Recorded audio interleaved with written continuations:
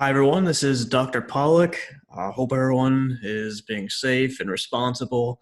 I hope everyone's remained healthy and everyone's families remain healthy in the current viral outbreak. I know this is a difficult time for everyone.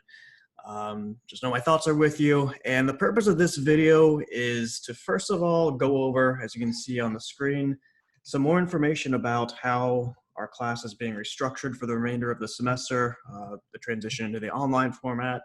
And then later on after this discussion, I wanted to just wrap up some of the discussion we had prior to spring break on voter turnout. That was the topic we left off on before the interruption in the semester. And there are just a few notes I wanted to wrap up with there.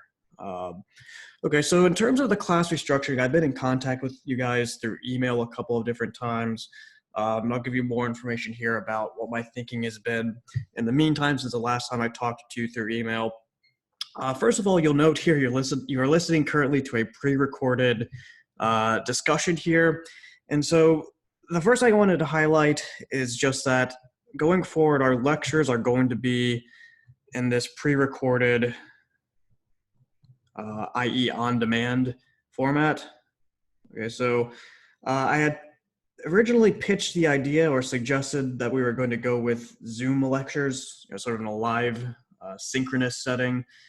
Since I sent out that email or that original suggestion, I've gotten some feedback from this class and other students in other classes of mine, just that there are concerns about the degree to which students would be able to be in front of their computer with access to the internet, able to sit in on these Zoom sessions at the time classes originally scheduled, right? And so in light of these concerns, I decided that I would instead just record what I have to say in a pre-recorded on-demand format and let you all listen to the lectures at your own convenience. And I think this will be good for flexibility. This will be good to account for everyone's situation if they are in a position to not necessarily be able to consistently sit in on a live Zoom session. Right? So this is these videos. This is on YouTube. You're watching it. All of the videos.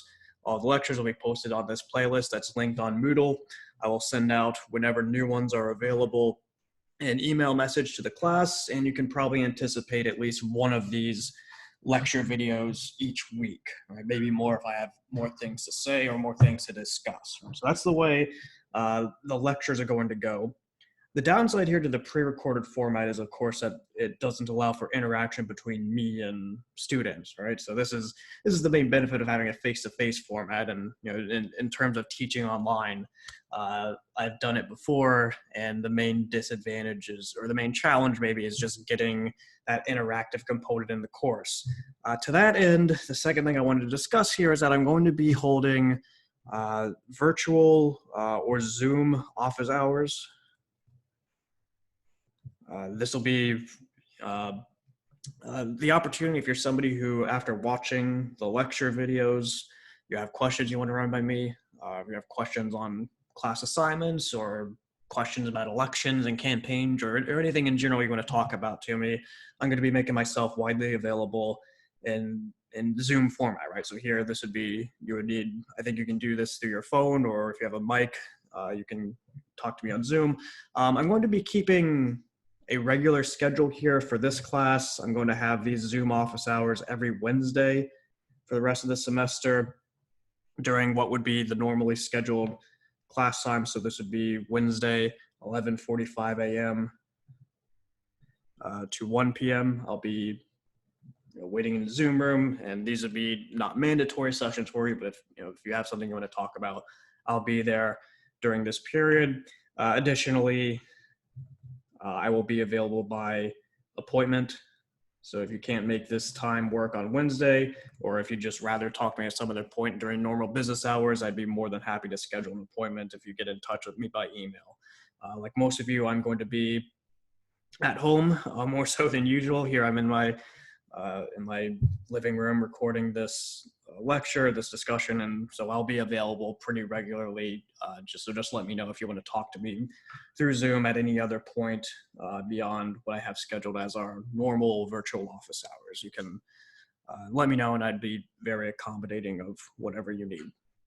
All right, so these are the two primary additions, or the two primary ways that the course is going to be restructured to account for the new online format, right? The pre-recorded lectures, and then our interactive component, me making myself available, and you throwing before me anything that you need to in this virtual Zoom session. If you have any questions about what I've discussed here so far, and by the way, the Zoom sessions, there will be a link on Moodle to where you should be able to just drop into the room when you want to. But if you have any questions on this that aren't addressed in either this video or the emails I send out, feel free to let me know and I'll try to address them. Right, this is all somewhat being made up as we go. I mentioned I taught online before, and it's something that works well given a good amount of prior planning and getting everyone on board at the beginning of the semester. It's something that you don't really, we're in an undesirable situation of having to improvise all this during the middle of the semester. So if you do have concerns, let me know, and I'd be happy to work through them with you. On that note, I mentioned email. This is not something I should really need to emphasize to you all, but I will. You should be paying attention to your email by default as a student. It's going to be especially important here where this is, I don't have any means of conveying information to you in a face-to-face format as I usually would in class. And so, just to reiterate, pay attention to your email, be mindful of the things that I'm sending out. Okay. The next topic, and I've got a couple other important topics here, in terms of assignments. A few things I'll talk about here. So what are we going to do as far as assignments for the remainder of the semester? There will still be a final exam. And of course, when we get closer to the final exam period, I'll give you more information on this. This will be an online format, right? So there'll be, I haven't decided exactly what it will look like. I would tentatively guess the format will be similar to your test one, but there's going to be a final exam on online format. You'll get more details here as we approach it. You can anticipate having a review sheet and all that. And if we need to, maybe I'll host a review session as well. But we anticipate having a final exam. There will be one additional paper, and this was on the syllabus already. The two papers, you'll get a prompt for this here probably next week, and the paper will be due probably the last week of class. There will be QQCs. In fact, you will get one here at the end of the video. I'll mention a QQC that you'll submit for next Wednesday. These were already online assignments, so there's no reason to stop them. I think so far we've had some good discussion, some good insight from the articles I've assigned for QQC so far, and we'll continue that here as we go along. Beyond that, the one thing that, I guess that's lacking from this list, or which will be lacking from this list, is we're of course not going to have the ability to do face-to-face group assignments, right? These were, I think, useful activities prior to spring break when we were meeting face-to-face, and I considered what I want to attempt to have online group activities, and I eventually just opted against it. It's one of those things, again, that if we had more time to plan and carry out, it might be feasible, but at this point, I don't want to really have to rely on getting you guys coordinated with your groups in a remote setting, and so I opted against any plans for additional group activities. I don't think I'm going to have quizzes online in this class either, which I'll talk about more in a second as far as grading goes. So it's really, unless I give you additional information, additional ideas, which is possible, you can anticipate these being the core assignments going forward in the class. You'll still be responsible for the lectures, watching them, and corresponding with me as needed. In terms of graded assignments, it'll be these three, at least in terms of what I'm anticipating at the moment. So in terms of grading, okay, this is something that, I've mentioned this before in class, that in terms of grading, I like to keep it steady. I like to have it set at the beginning of the semester, not really have to deviate from it. And so the fact that I have to do so now, just given the interruption to the semester, change some of the grading, I don't really like to do so. But it's something that isn't just necessary given the demands of the changing format. So the one major change, and I'll have a few points to talk about in terms of grading, but the one major change we had on the syllabus, and you can consult the syllabus if needed on your own, we had this component of the final course grade quiz averages were meant to account for 15% of the final grade.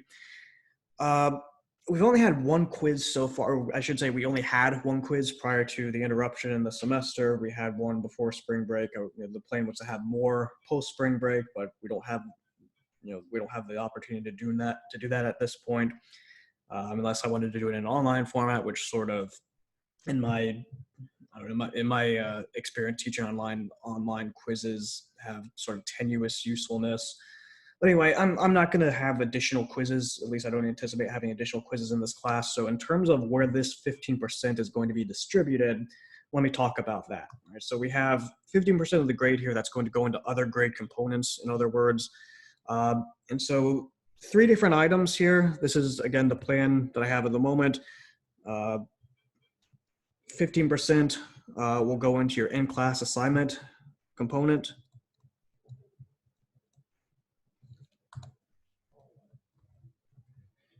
Okay, so the one quiz, in other words, that you took prior to spring break would get lumped in with all of your in-class assignments, and I would get a final average for those assignments plus the one quiz, right? And here I'd probably also be dropping the lowest of, whatever the lowest out of these components is.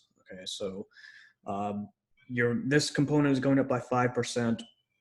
Another 5% here is going to be here the highest out of your test 1 and your final exam. Okay, so here I'm going to give you guys, I guess an advantage, and once you do your final exam, I'll compare the test 1 score to the final exam score. Whichever one you scored the best in, I'll put 5% of the former quiz average grade into that bin. Okay, and then similarly, the final 5%, the highest of paper 1 and paper 2. Okay, and so you should, here again, you're getting the advantage of I'm gonna assess where your 2 paper grades are. Once I've graded them both at the end of the semester, you'll get your paper 1 grade shortly here, probably the next week. But once your paper 2 gets in, I'll compare that to your paper 1 grade, and I'll add 5% of the final course average to weighted toward that higher paper. Right? So this is where this quiz average is going to be redistributed, and I think that's the most major change to the grading criteria that I wanted to mention. If I think of anything else I want to run by you, I will at a later time, but that was the major point. Additional points here in terms of grading, though, that I actually highlighted in a prior email message. The university has instituted a couple of additional options for students, which I support, and I'm glad they made these available. So the university has, first of all, instituted a satisfactory or unsatisfactory option that students can opt into if they want to, or in other words, pass-fail. The way this would work is just the baseline is a C-. If you get above a C-, you could opt for just a satisfactory grade. This would mean that you would get credit for the course in terms of your graduation requirements and your major requirements, but your GPA would not be affected. Okay, so you can think about doing that if you need to. In other words, if you get to the end of the semester and this hasn't worked out for you, the redistribution of the quiz average, or for some reason you just weren't happy with whatever grade you got, but you did get at least a C-, you can opt for a pass-fail grade, and that'll be something that's available to everyone if they want to avail themselves of it. If you do, if you get a good grade and you want to keep it, that's great. You won't have to worry about this. But if you don't get the grade you want for whatever reason, and you want to go pass-fail, that's an option to everyone. This last option, hopefully nobody needs to avail themselves of this one, but the university has also allowed for later drops, and you can consult the information. I don't have the exact date in front of me, but if you get to the end of the semester, or it's not exactly the end, but if you get to the late drop deadline and you just decided that the way the course has worked out, given the disruption in the semester, you don't want this you don't want it anymore, you don't want to finish it up, you have the late drop option. hopefully no one gets to that point. In terms of these two things, the pass fail and the late drop, I would note I'm not acting in an official advisory capacity here. If these are things that you end up needing to or wanting to consider, I would recommend discussing with your advisor exactly what the implications are for you in your situation. Right? I'm just here giving you the information that they are available for you. Okay? If you need to talk more about them to me, we can do that, but the primary decision here would be between you and your advisor, not necessarily me. Okay, but I did want to run these things by you. Okay, so in terms of what else I wanted to talk about, just for the future of the online component of the course here, we've gotten to the point where it's clear we're not going to get through every topic we have on the course syllabus, unfortunately, given the disruption of the course. I think I was a little bit behind even before spring break, but in terms of what we're going to prioritize going forward regarding the course material, in this video, in a few moments, I'm going to wrap up our discussion on Turnout, which we started prior to spring break. That'll be the remainder of this video. At that point, we are going to begin with voting. That'll be a series of subsequent lecture videos here, which will talk about how do people decide for whom they're going to vote in American political elections. Okay, there are several chapters in the book on this, which I'll give you the reading assignments so as we go along. The first one I mentioned in a prior email was that you're going to be reading this chapter on voting in social groups.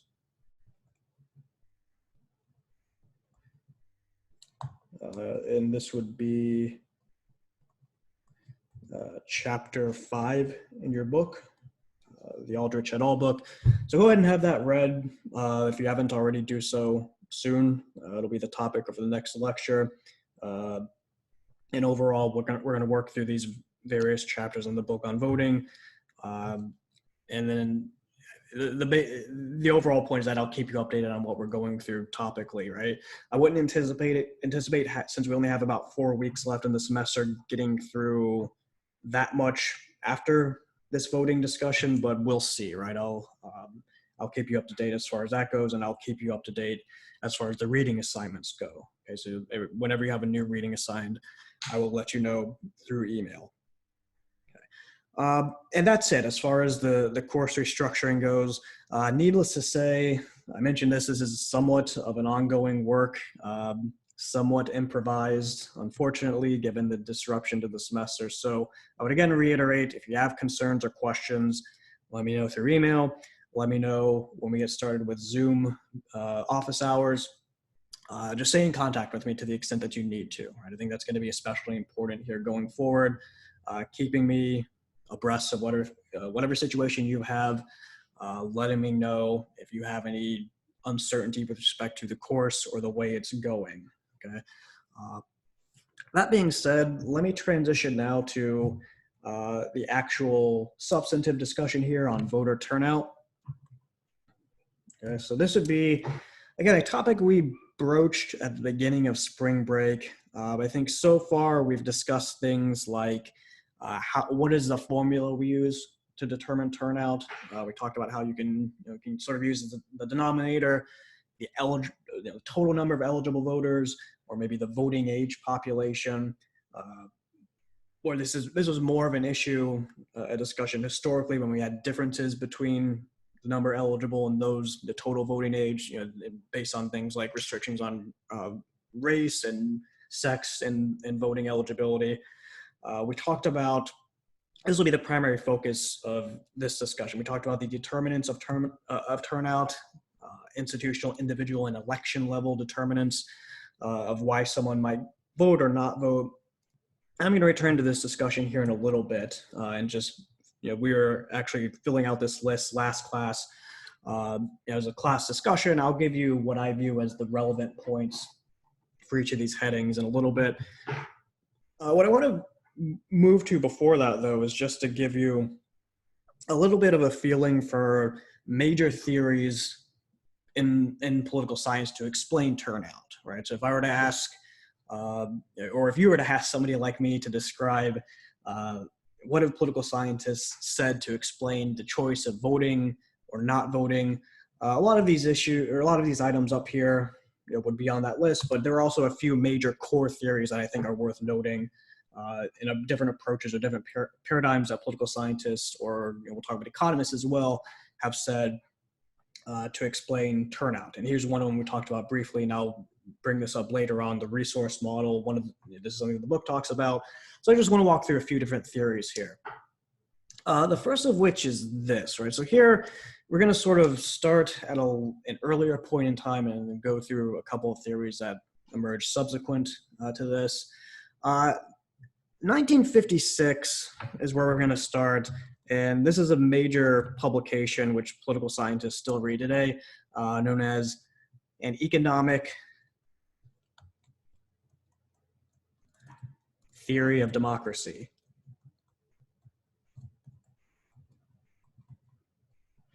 Which isn't a book I've had you read or anything, but other classes might have you read this, by Anthony Downs, who is an economist, actually. And so as you can sort of judge from the title, this is taking the field of economics and trying to apply it to the act of voting, right? And the overall takeaway, I think, of this discussion is going to be that not necessarily that this is a theory that is descriptive of reality, but it's something that forms sort of a jumping off point for political science research going forward on what exactly does determine the act of turnout. Okay, so here, just to give you the briefest background on microeconomics. So if you ever take a microeconomics class, the field breaks down to this. Okay, we have benefits. We're trying to explain why people might take an action or opt not to take an action. This is an aside, I guess. Benefits on one hand, costs on the other hand. The basic foundation of microeconomics is that if the benefit of some action exceeds the cost, people will take that action. Right? On the other hand, if the costs exceed the benefits, you will not take that action. Okay? And so I've just summarized the entire field of microeconomics for you. If you take a class on this field, you'll get more of a flavor for it, but that's the basic assumption, right? Action in all domains breaks down to a comparison of cost versus benefit. If the cost of something outweigh the benefits, you don't take the action, the benefits outweigh the cost, you do take the action. And so this economic theory of democracy, and in terms of speaking to turnout, it's taking that insight and applying it to voting. Okay, so this all results here in a phenomenon in which we would refer to as, and you'll see why this is the case, it's like a rational abstention, sometimes referred to as the paradox of voting. And the main insight here of this phenomenon, as outlined by Downs, is just that it's very rare, or it should be very rare for people, that the benefit of voting outweighs the cost, right? So here, just to introduce a few terms, this will be, I think, as not really mathematical, but as much as we use notation this semester. So here, let's say we start with B, this would be the benefit to you if your preferred candidate wins.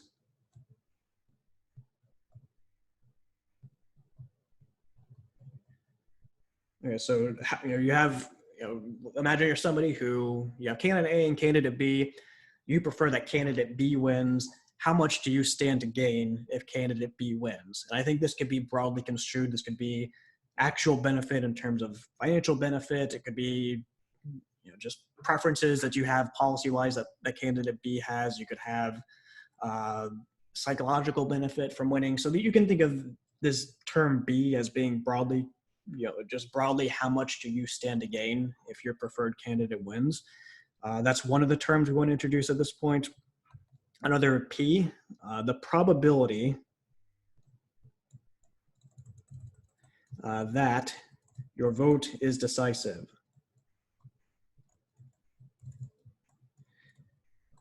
Okay, so what this means, decisive, is just that what is the probability that you actually casts a vote that changes the outcome of the election? What is the probability that you show up to vote and it's actually, the election is actually decided by your vote, that it's that close, that it's going to go one way or the other, and you're the person who gets to decide which way the election goes. In practice, this is something to where this term, this probability is close to zero, right? Or we can think of it as infinitesimal, right? As, basically nothing.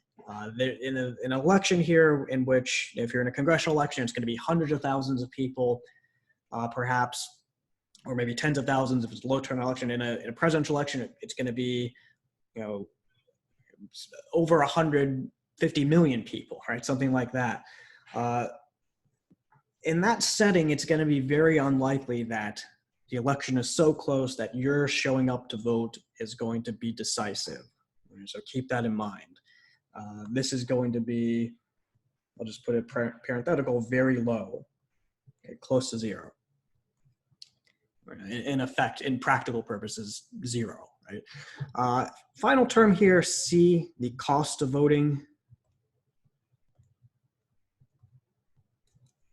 Okay, so this would be, it could be a variety of things. It could be a time cost that maybe you'd just be doing rather be doing other things than showing up to vote. It could be, I don't know, the fuel you have to expend to drive to the polling place. It could be time you have to take off of work to go vote, which could be a financial cost. Probably for most people, not going to be an enormous cost, but there is a cost there, right? It's not totally free to go and vote. It's not a costless equation. This is, I guess, as another aside, the cost of voting.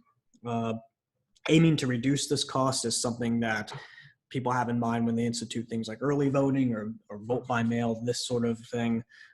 Those we discussed this in class, that those sort of reforms don't have an immediately obvious track record of having wide scale improvement in turnout in the United States, but that's the logic. We let people vote by mail or vote early, with in mind that some people who maybe wouldn't have voted, it's going to be less costly, and so they'll vote in this case. Okay, so that aside, these are the three terms that we set up here for rational abstention. And getting back to this fundamental calculus of cost versus benefits that an economist would pitch to you, the ultimate decision to vote, to turn out to vote or not turn out to vote, is this, right? You show up to vote if the benefits that you receive for your candidate winning, weighted by the probability of your candidate winning, are greater than the costs. Okay. Do not vote if the benefits you expect to receive from your preferred candidate winning, weighted by, and this X here, this is a multiplication symbol if it's not immediately obvious. So do not vote if the benefit of your candidate winning multiplied by the probability is less than the cost. Okay, so again, getting just back down to this expected benefit versus expected cost equation here. You'll note we're weighting the benefit in each of these cases of your preferred candidate winning by the probability that your vote is decisive. All right, so we mentioned that the probability of your vote being decisive is, in practice, zero. There's millions and millions of people voting in a presidential election, and so it's not as though your vote is actually going to matter in that respect and be decisive. And so this term here, B multiplied by P, is in effect nothing, right? It's zero. If you weight the expected benefit that you are going to accrue by this extremely low probability of your vote being decisive, it means that the benefit is sort of independent of your action. What's going to happen in the election is going to happen regardless of whether you show up to vote. And so these costs are usually going to be more than this term, right? And so usually, according to this theory, we're going to be in this realm in which the cost of voting is actually greater than the benefits weighted by the probability of your vote being decisive. Okay, so this is why it's called rational abstention, right? Getting back to this terminology. You're abstaining from voting in this case. That's where the abstention comes from. You're abstaining from voting because based on this calculus, okay, based on this comparison of costs to expected benefits, the costs in all cases should really always outweigh the benefits under these assumptions that we're stating. Okay. So again, in a strictly economic sense, people really should not be showing up to vote at all, right? So that's why it's called, or also referred to as, the paradox of voting. People do show up to vote. Okay, we look at a presidential election, millions and millions of people show up to vote, despite the fact that we can come to this, we can state all these assumptions and come to this conclusion that really nobody should show up to vote based on the cost of voting being more than the expected benefit weighted by the probability. Right? So this is why it's a paradox. People do show up to vote, even though in this strict economic calculation, they really shouldn't. And so this I mentioned at the outset. This is something that we don't consider an accurate reflection of reality, right? Obviously, people do show up to vote, okay? And so we still are trying to figure out why. Why do they show up to vote? Clearly, there's more going on than what's stated in this theory. Otherwise, people would not show up to vote. So what are the other things that are going on that potentially explain the vote? One direct extension of this paradigm coming a little bit later than down, so this would be a 1970 edition here by Riker and Ordershook.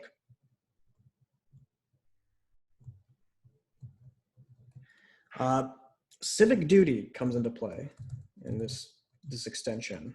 So the idea that when we're talking about the act of voting, it's not, the benefits aren't just your literal benefits times the probability of your vote being decisive, right? There's also just the feeling that you get, the civic duty that you have in terms of driving your action to turn out and vote, right? We recognize, and we're sort of educated in this way. We're socialized in this way to think that democracy is good, and doing our part to continue the democratic system is what we should be doing, right? And we get some degree of good feeling just by fulfilling that obligation. This innate satisfaction that we have by the act of voting, knowing that doing so collectively allows for our current system to continue and thrive. So Riker, to the prior equation, add this additional variable D, this being feelings of civic obligation or satisfaction from voting.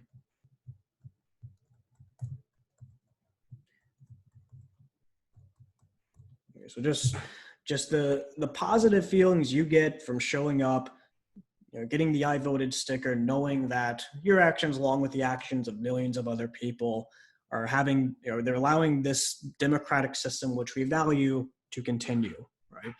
So we have this additional variable, and the way that gets integrated here is just, we can set up the equation again, benefits of the candidate winning times the probability of your vote being decisive. To this side of the equation, we are adding our feelings of satisfaction from voting, the D variable. And the way that Riker and Ordershook are explaining voting is that when we add this term, the civic value of voting, that's allowing the act of voting for those who show up to vote to exceed the cost, right? And that primarily the action is in this D variable, that people, those who show up to vote, they have enough feelings of civic obligation that they're willing, and they're willing to absorb the costs, the time costs, whatever the cost is, and actually show up to vote regardless. Okay, so this is one major explanation that political scientists point to in terms of explaining why people show up to vote. The positive feelings, the civic obligation of voting. One final note here in terms of these theories, we talked about this, the resources, right? The resource model of voting. Okay, so this is a more recent theory. This is something that begins receiving popularity in the 90s, and then sort of there are a couple of different offshoots of it. The main logic of the resource model of voting here is just that you look at the costs of voting, and the ability to fulfill those costs are dependent on certain resources that some people have and some people don't. Resources such as time, resources like money, or resources such as civic knowledge or education, right? If you have time, if you're somebody who has the ability to take time off or make time, you're more likely to vote. Money, especially here, if you're somebody who makes enough money, this being the point, if you make enough money to where you can afford to take an hour off of work, or you can afford to pay to gas up your car and go out to the precinct, money is allowing you to vote. It's allowing you to, I should say, better absorb the costs of voting. And then finally, education, or we'll say civic knowledge here. Education, civic knowledge, giving you the ability to actually determine for whom you should vote, right? So if you're somebody who just doesn't know anything about politics, who doesn't have the knowledge to begin making the decision of for whom you should vote, you may just not turn out because you don't have any sort of stake in the election, right? So if you're somebody who's trying to decide, who should I vote for, and then go out and vote for that person, having the education, having the requisite civic knowledge is important to actually showing up and turning out, right? We talked about this term SES, socioeconomic status.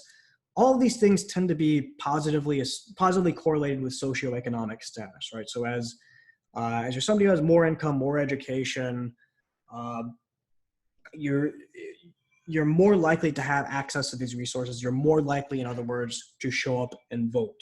Okay, so that's probably the short takeaway from this model, right? Socioeconomic status, when that goes up, voting, let's say turnout to be more precise, that goes up, right? So these are very robust findings in political science data sets, right? Those have more education, those have more income, they are more likely to turn out and vote. And this resource model is probably the foremost theory explaining why those relationships exist. Okay. So those are the three theories I wanted to present to you. To wrap up the discussion, I wanted to get back to this topic of getting into maybe more specific determinants of voting turnout as it pertains to these different levels, right? Institutional level, individual level, and election specific level. So I'm going to just begin the discussion down here a little bit, since what we talked about last time was a while ago. So I guess we can start with the institutional level determinants. Institutional determinants of turnout.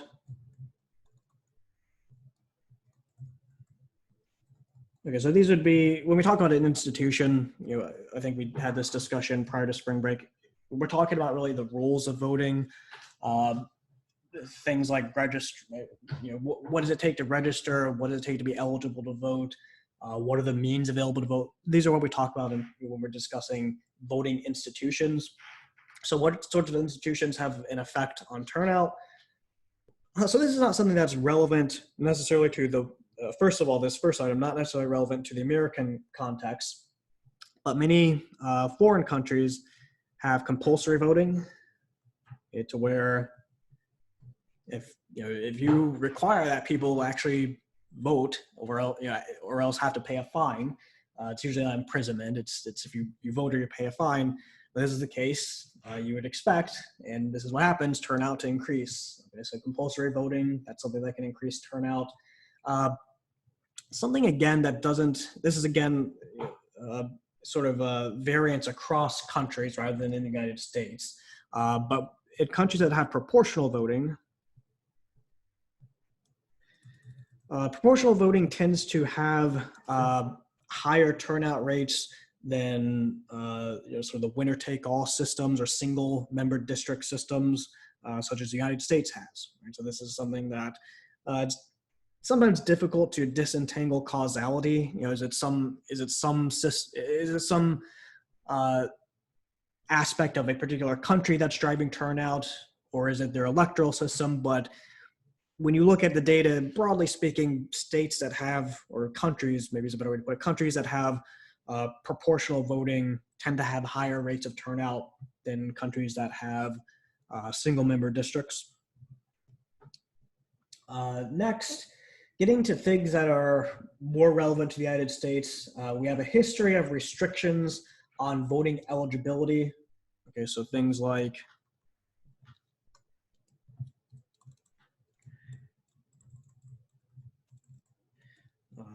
race, sex.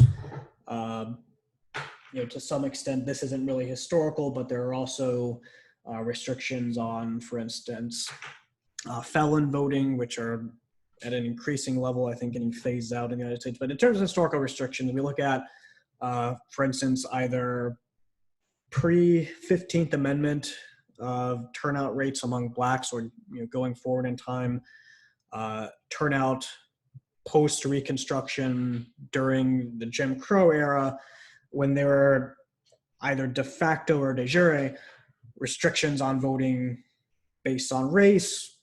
Obviously, there's less turnout in these areas among black people than white people. Right? That's makes sense. And part of what happened in the civil rights era and going forward is that the federal government imposes additional obligations on the states to ensure that race-based restrictions are lifted. And so when you see the modern era of voting, blacks and whites tend to have very similar levels of turnout. Right? There are differences in terms of who or for which party the two races are voting for, but in terms of turnout, those levels have been pretty well equalized in modern politics. The one exception here, I think we mentioned, again, prior to spring break, Hispanic voters, for whatever reason, at this point in time, have not turned out at rates that are approaching those of either whites or blacks. So that's a major voting bloc that's both increasing in size, and the various parties are tending to increase in engagement to try to draw more and more Hispanic voters into the system. But it's something that to this point has not happened yet. There is still a very large amount of Hispanic voters, but I'm saying proportionally not yet at the turnout rates of whites or blacks.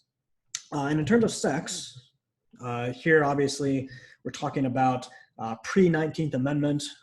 You would have had different states with different policies on the books in terms of whether or not women could vote. Post-19th Amendment, the United States requires voting eligibility regardless of sex or gender. This is again where you see the historical rates of turnout among women begin to approach those of men. And actually, when you look at modern politics, women have a noticeably higher rate of turnout than men. So here in modern elections, there are more female voters than male voters. So this is, again, however, you look back at historical restrictions, this is what I'm saying. Various groups were historically suffering from lower turnout rates based on actual restrictions in the laws that are on the books. One other institutional change that has occurred over time, the secret ballot. Okay, when you vote today, you're not allowed. No one can really tell for whom you're voting. That wasn't always the case, right? So this is the universal adoption of the secret ballot is sort of something that comes along during the progressive reform era in the early 20th century.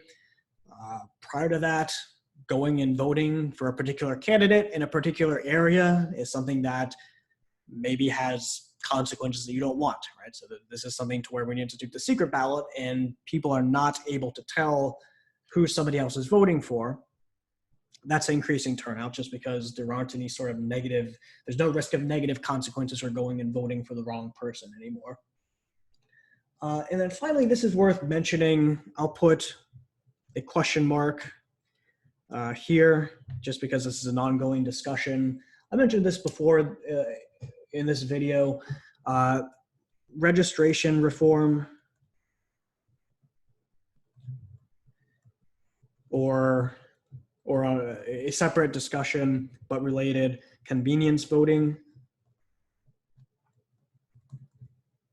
And I'll put another question mark just to emphasize here. We're sort of uncertain at this point The extent to which these things, these institutional changes, affect turnout. So the logic here, for instance, registration reform and put in place something like the Motor Voter Act, to where states are required to allow people to register to vote when they go and obtain their driver's license or state-issued ID. The logic here is that's going to get more people registered, and it's going to increase turnout. Sort of ambiguous as far as whether or not those sort of initiatives have a major effect. Convenience voting, something that's happened very recently, at least in historical terms. The increasing prevalence of early voting, vote by mail, this sort of thing, to where, again, the logic is you're going to reduce the cost of voting for a lot of people. And so that's, in fact, going to increase turnout. It's not immediately evident that that has actually taken place. What you've seen is that, yes, a lot of people are voting early, or yes, a lot of people are voting by mail, but this tends to be people that would have voted anyway, who are voting more conveniently now, but it's not necessarily doing what the broader goal is, and taking people who would not have otherwise voted and bringing them into the fray. Right. So here, again, this is a type of situation in which we're watching movement, and we don't have a ton of data points yet on these different reform options, but it's something that, at least as it stands now, there's not immediate vibrant evidence that the intended effect is occurring for these things. Okay, so there's the institutional reforms I wanted to talk about.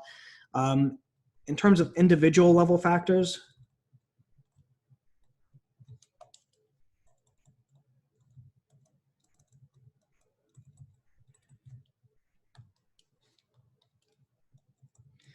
in terms of individual level determinants, these would be things that vary person to person, in which can influence a given person's decision to vote or not vote. One specific factor we've talked about already, socioeconomic status. Right? This is getting back to our resource model, the idea that those that are high in socioeconomic status are more likely to vote. Another very important factor, political interest. Somebody who is very interested in politics, which I would imagine most of you are fairly interested in politics, since most of you are political science majors. Those that are high in political interests are more likely to vote than those who don't care about politics or are not interested in politics. I think this is pretty self-explanatory. Efficacy. The idea here, there are a couple of different types of efficacy we could talk about, but for our purposes, efficacy is the idea that your vote matters, or your political participation actually has a genuine influence on the system, right? That you're participating in politics actually affects political outcomes. Okay, if you're somebody who's optimistic, maybe you feel very efficacious. If you're somebody who's more cynical toward politics, that your vote doesn't really matter, or you showing up and demonstrating or whatever participation we're talking about, that doesn't matter. You're somebody who probably feels low in efficacy. The point in terms of turnout just being that if you're somebody who is high in efficacy, you feel very efficacious, you're somebody who's more likely to vote. In other words, somebody who thinks that their participation in the system actually influences the decisions of government is going to be more likely to show up and vote in elections. Otherwise, we've talked about things like race. We can mention again, if we look at it at an individual level, blacks and whites are roughly equal.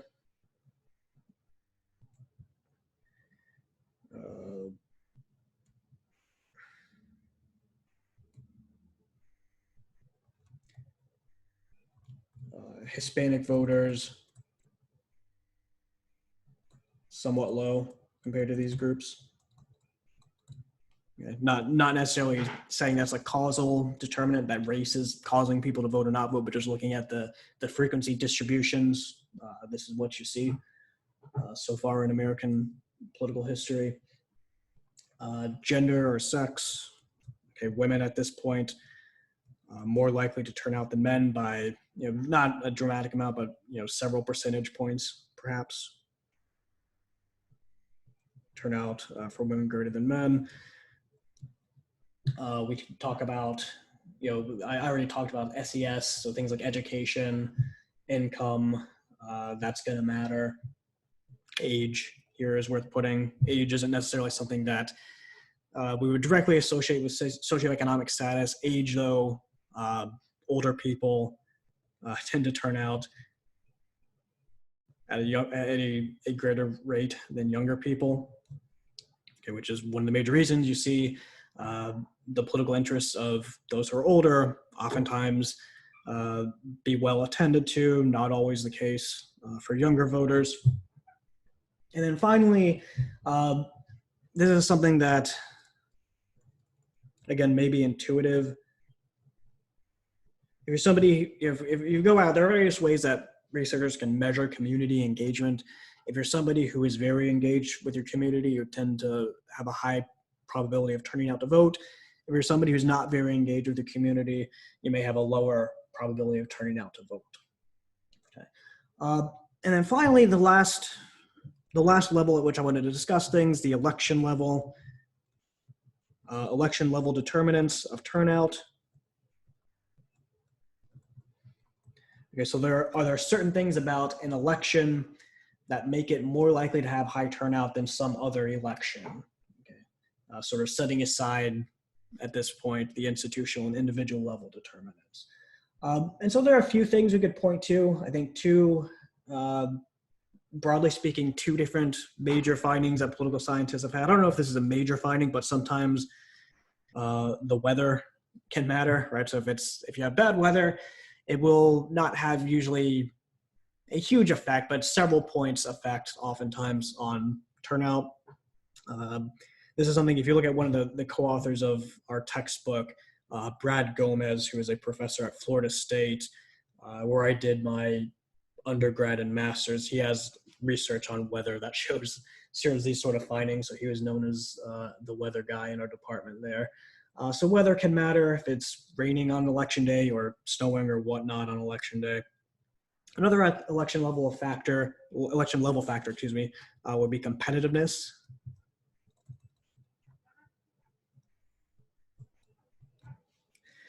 So is the race close or is it not close? Maybe some of you have been in a situation to where you're thinking about voting and the race just wasn't that, it didn't justify you showing up to vote because it was already predetermined. So if you're somebody who's living in a district to where it's routinely decided by 20 points or more, something like that, maybe you just don't feel that compelled to show up and participate because there's a very little chance that you or even a lot of people turning out would change the underlying dynamics of the race. Okay, so things, on the other hand, when you have a competitive election, okay, you have things like information increasing about the election. Okay, so for competitive elections, there's going to be more advertising. The candidates will be on the air. There will be the news talking about the election. That's going to increase and perhaps increase interest and turnout in the race. Campaign engagements. This would be either the campaign or those working on behalf of the campaign showing up at your door, sending you letters, calling you, trying to get you interested in the campaign. This is also more likely to occur, right? This is when the race is competitive, the campaigns are going to expend more resources contacting and engaging voters in the electorate, right? And this is, there's research that shows that when somebody does get contacted by a campaign and asked to turn out, the odds of a person showing up to vote do increase, right? So here, this is just another way that competitive elections can sometimes lead to higher turnout. Okay, and that is actually what I wanted to cover in terms of turnout for this video. Again, I would say if you have discussions on these things we've talked about so far, or I guess to this point in the video, let me know by email or when we get started with Zoom office hours. That's another option. But that's what I wanted to cover in terms of this chapter. So the next thing you wanted to do, if you have not already read the chapter in the book on social groups and voting, attend to that. And then one final thing here I want to point out, and this would also be information you get through the email I'm sending out. There's a QQC due Wednesday, April the 1st. And I think I'm going to relax the time frame of these so to where you can submit them anytime before midnight, just since there's not an actual physical class that I need to read them for. I'll be a little bit more flexible for the deadlines. The article you're going to read about and the instruction for the QQC will be the same. The article will be on the Moodle page. I'm assigning this this article titled "Inside Joe Biden's Bizarre Coronavirus Bunker." Bizarre not referring necessarily to Joe Biden, but bizarre just referring to the prevailing situations in the presidential race at this point. Right? We talked a lot when in our pre-spring break world in which we were meeting in person, we talked a lot about the Democratic primary that's going on and that in many cases has been suspended due to the coronavirus outbreak. It seems like at this point, Joe Biden is the presumptive nominee. I don't know if anyone's been using that language yet necessarily, but I would be probably confident enough to use it. Bernie Sanders is still in the race, but he seems like a very long shot at this point to be able to turn it around. And so Joe Biden here is, and Donald Trump for his part, is increasingly turning to Joe Biden. These two candidates turning toward one another to begin positioning for the general election. Trump these days is very, as many of you have probably seen on the news or watched directly, very engaged in the coronavirus response and having these press conferences all the time. So he is somebody who has a very large public profile, which the president would do by default, but in these days, probably even more so. Joe Biden is somebody who's in this awkward position now of having to orchestrate a general election campaign, seemingly. He's going to be the nominee. And not really, given the coronavirus outbreak, the way that that's dominating the national landscape, it's not really clear exactly where his in is in this race, right?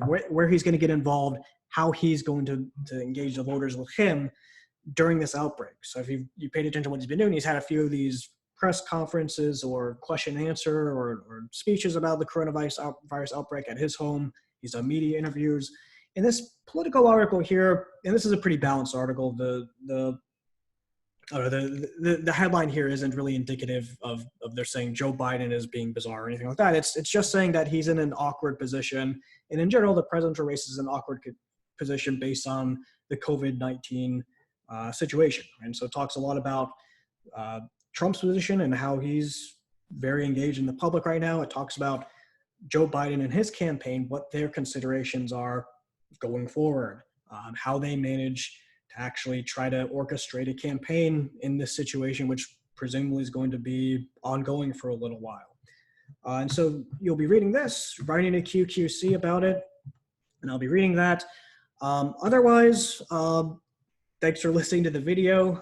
Again, I'll let you know as we go along if there's any additional news I need to refer you to or anything else like that. And I will let you know also by email when the next of these lecture videos is available.